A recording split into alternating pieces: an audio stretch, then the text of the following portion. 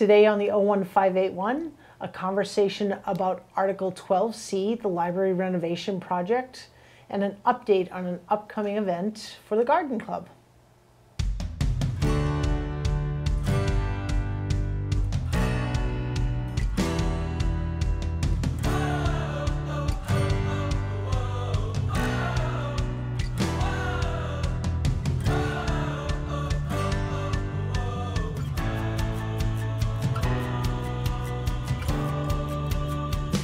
Hi, and welcome back to the 01581 Let's Talk. Thanks for joining us today. I'm welcomed by guest Maureen Amyot, our amazing library director and the chair of the library trustees, as well as representative to the library building committee, Mary Johnston.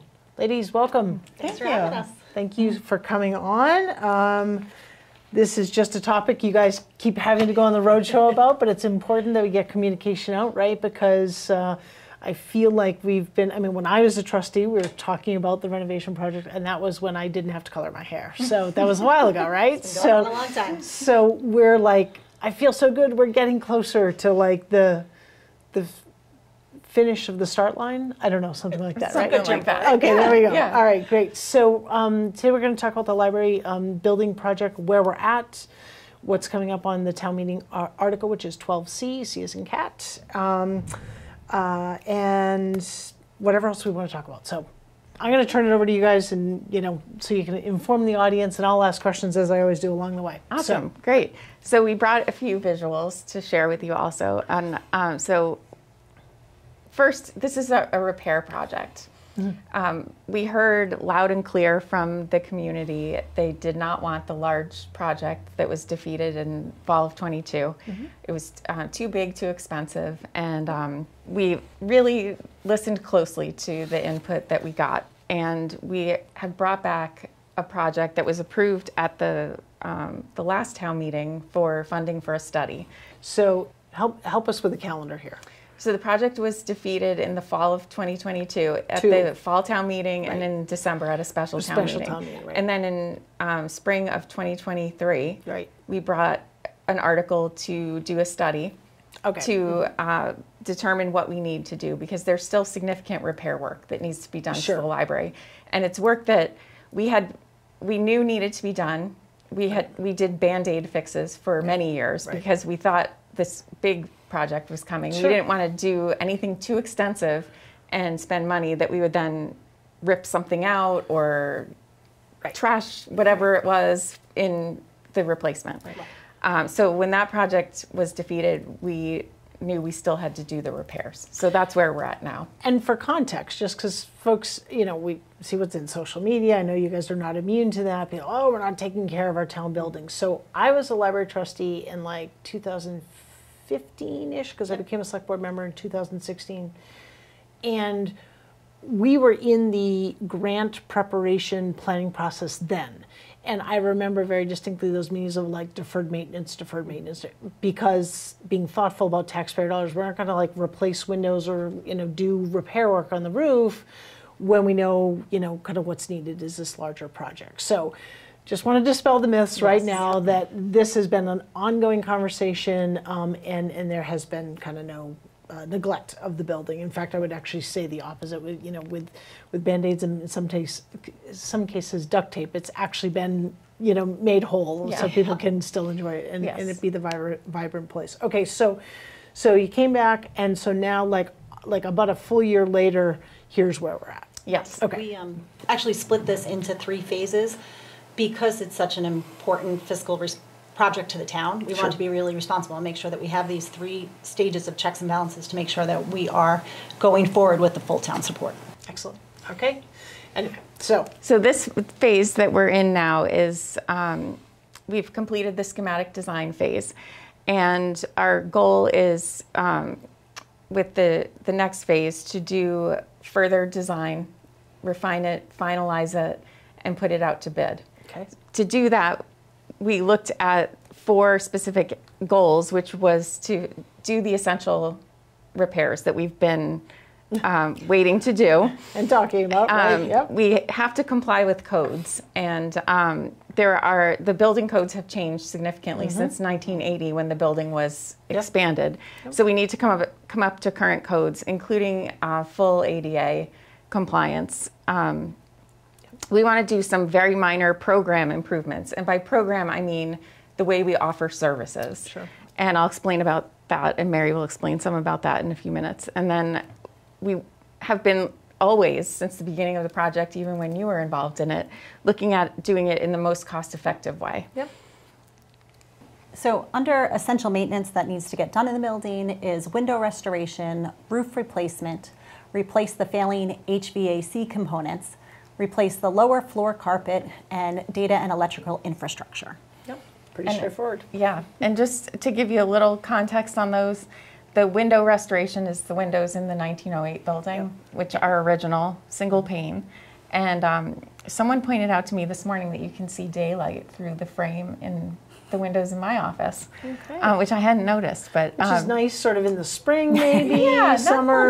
So great in February. The failing HVAC components. We did have one unit in this that's a ceiling-mounted fan unit that caught fire in December of 2023. They're 50 years old. It's time. The lower floor carpet in the children's room, in particular, children's room, meeting room, was installed in 2005. And that was slated for replacement, but we decided not to do that project, knowing there was another project on the horizon, and now we're many years down the road. I accidentally skipped over roof replacement, which that will be replacement of our slate roof. I almost said shingle. Our slate roof and the flat roof on the 1980 edition. The flat roof is a rubber membrane roof, which is 50 years old. And they last about 20. And I was just going to say, for context, we have another article on the warrant about the Hastings roof as well as the high school roof, and we see that these roofs are extremely expensive. They're and they run a course of their lifetime. Even with maintenance. So it makes sense. It's always better to plan for their replacement. Right. So, so we've got some essential maintenance, which is one of the key elements of the project. And then as I said, we have to come up to code compliance. And because our project, no matter what we take on of these essential maintenance projects, it will trigger full compliance with the Americans with Disabilities Act. So we have some upgrades that we need to do in order to meet ADA. Something that we've heard about since I've been working here. My very first community survey in 2010, when I was a brand new baby director, was we hate the restrooms. We want better restrooms. And I kind of would agree. 13 years later, they're not any better because we didn't have the opportunity to do that. However, we will be rehabbing the 2 existing ones, and the sanitary code requires us to have 3 additional and we'll see that, I think, in a visual. Person user restrooms. And then all the others that you see on the screen are codes that we have to meet. The building doesn't currently have a fire suppression system, so we need to install one. And we just need to meet all the codes. We were talking off camera about this is one of those buildings where it's a place for everyone, the entire community, young, old, strollers, not strollers, walkers, rollators, what have you. So that ADA compliance is to the benefit of everyone and makes sense. Yes, truly. And it's code. It's super important, especially in that we're keeping both buildings, making sure that it is accessible to everybody. That's super important. Yeah, absolutely. Great.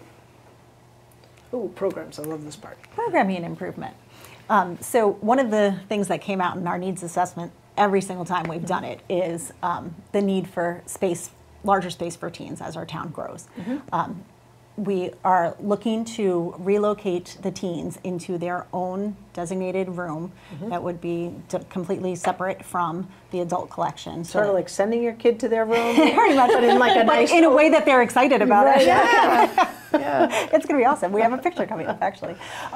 So that they have the space they need, and so does all the other patrons as well. We've always had that need. We've tried to address it now in the current situation, and we've gotten the feedback that it works and that everybody is finding the space that they need, but that we're hoping to give them a really, truly dedicated space going forward. Which would then allow us to restore the adult reading rooms in the front of those two spaces. Good. Enhance our meeting spaces that we have already. Definite need.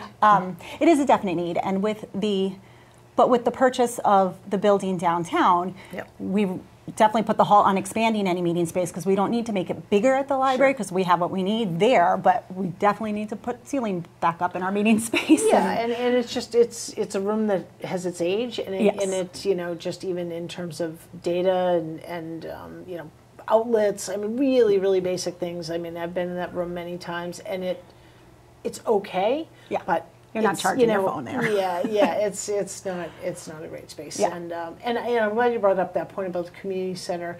You know, of course, we have the Forbes Community Building that has some various size, you know, meeting spaces, and we have very little of that in Town Hall except for Memorial Hall. So, you know, by declining the grant, which we did by, you know, town meeting vote, and it also declined those requirements that were part of the MBLC. So now we have some flexibility, right? So we're enhancing that, and we're not, you know, making it, you know, a grand hall. Exactly. But usable and much more friendly. It would allow us to improve data and infrastructure and power structure to meet everybody's needs. We are a technological age, and our library needs to be able to support people with their technology. And then expand our local history storage, which is super important. It needs to be climate controlled so that we can preserve all those important documents that we already have and make it accessible to the public. Well, and I think, you know, Westborough is a rich tradition that continues today of people loving their history, right? So the good, bad, and maybe the not so pretty, right? So, but we want to be able to preserve it so that it's there for generations to come. Makes sense? But as I said, and I want to underscore that we're trying to do this in the most cost-effective way, and we have really thought deeply about, as it says here, the initial costs, but also the lifetime costs of systems that we're installing, and of like all the changes that we're making, so that the changes that we make have lasting value, and that we're not coming back to town meeting in 5 years for more of whatever system because we didn't design it enough. We really want to get the best value for the investment that the taxpayers are going to make. And our building committee is made up of 10 people who are Westborough taxpayers, myself included. Yeah, we get it. We pay the taxes too, and we understand people's concerns of not wanting to spend more money than we need to, and we're being very thoughtful about that. I'm going to ask you a question we didn't prepare for, but don't get nervous, it's not a bad one.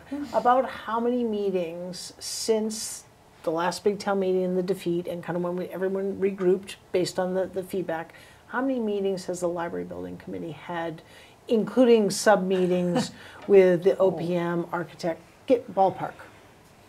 Minimum twice a month, if not more. Okay. Since January, we wasted no time knowing that this project needed to continue. A week after town meeting, we met again and said, okay, back to the drawing board. Where do we go from here? What did we learn, and what can we move forward with? Yeah, so, and I asked that because I think sometimes folks, I don't think it's intentional. I think they think these things just like pop up and like, hey, let's do a renovation. And there is just a lot of planning that goes into that.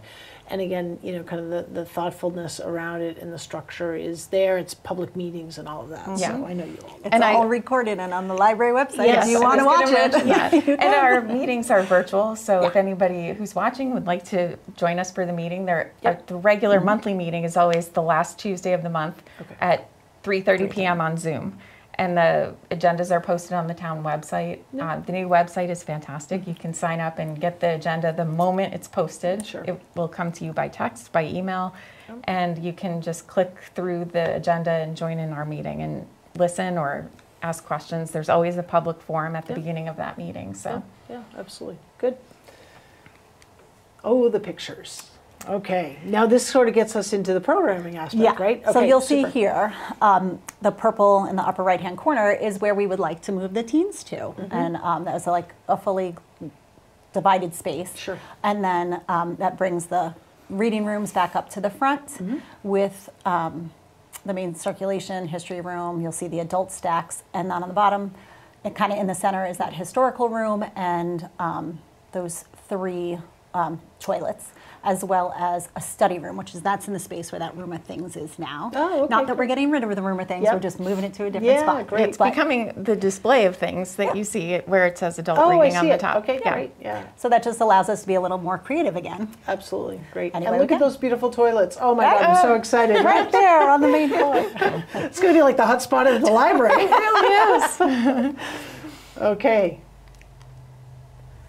This is a concept of what our new teen area could look like. And to give you an orientation, this is standing at the back of the library looking towards the front, towards the circulation desk, with the windows on the side that are on the side of the building where the Congregational Church is located. So you see that this room will have shelving for the teen books. There will be some type of study tables, and in the foreground, the red structure that you see is called a Nook pod, and these are soundproof, sort of like booths, but they're open on both sides, and we've seen these in other libraries and at trade shows that you could sit in the booth and not hear the trade show going on around you. Noise. Yeah, it's great. It deadens all the sounds, so you can have a quiet space within a noisier space. And then at the in the background of this picture, which would be like the front of the room, there is a big screen for technology or gaming. So all of these elements will be worked into the room. It may not look exactly like this. This is just a concept, but. And I remember you mentioning this pod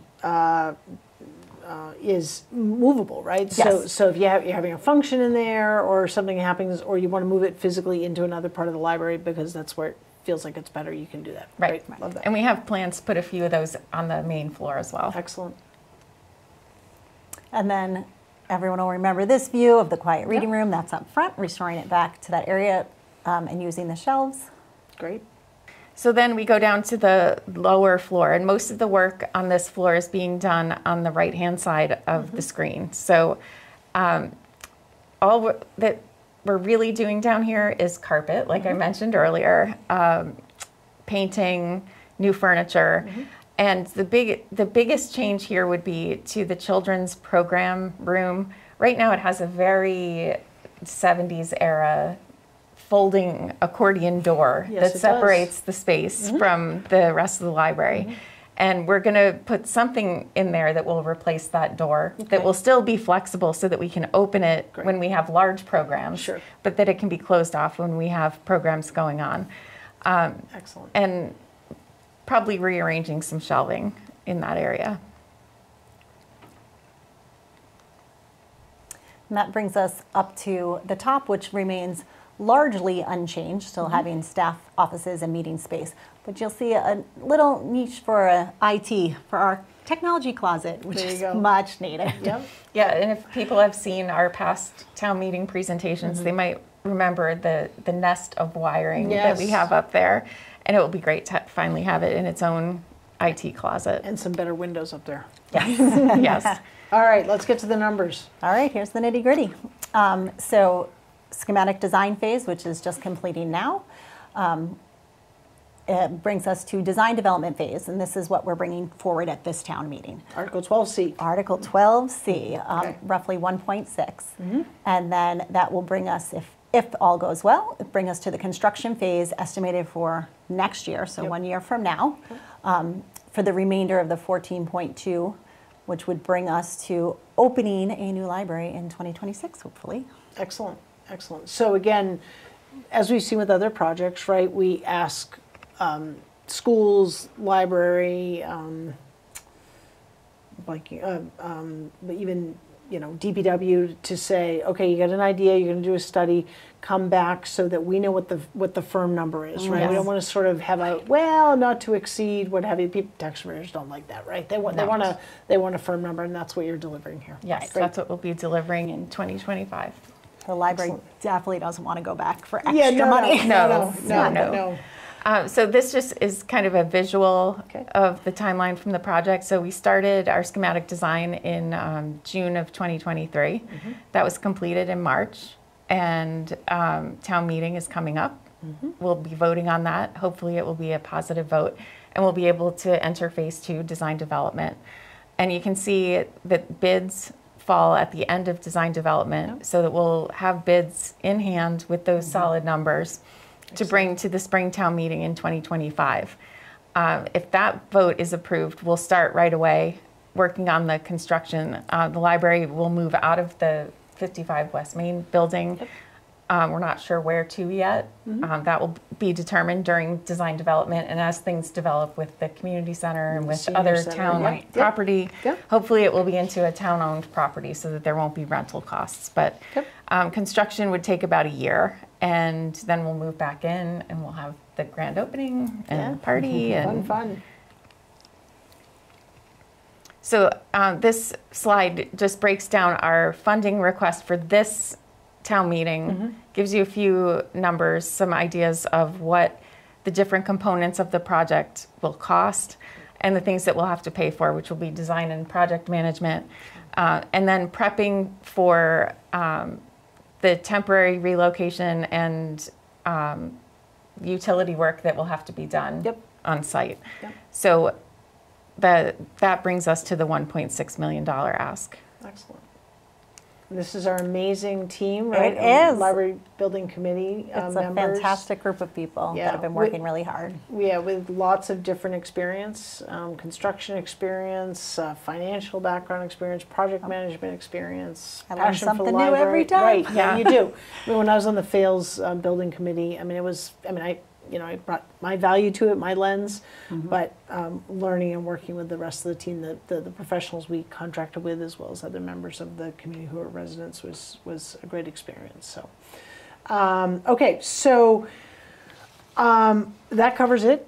Thank you for being on. Folks, this presentation was important. I wanted to make sure we kind of had a little bit more of a casual setting. This presentation has been given to the Select Board, I think it was on February 27th, as memory recalls. Ed Baldwin, who's a member of the Library Building Committee, presented to the Select Board. These ladies and others have been before the Select Board, before Finance Committee, so this is sort of sounding like, you're probably like, oh God, the library, why? But, we want you to understand it so that when you go to town meeting, if you still have questions, that's great, but hopefully your questions have been answered and you're ready to vote on Article 12C. I am fully supportive of this project. I think we've done an excellent job, and I think this is, hits all of the key points that Maureen outlined in the beginning, and does so in a way that is thoughtful and certainly cost effective for all of our tax dollars. So, ladies, thank you so much. Thank you for having us. Excellent. All right, and I'll see you around, but I'll see you at town meeting. See you at town meeting. Excellent. All right, I'll be right back with a quick update.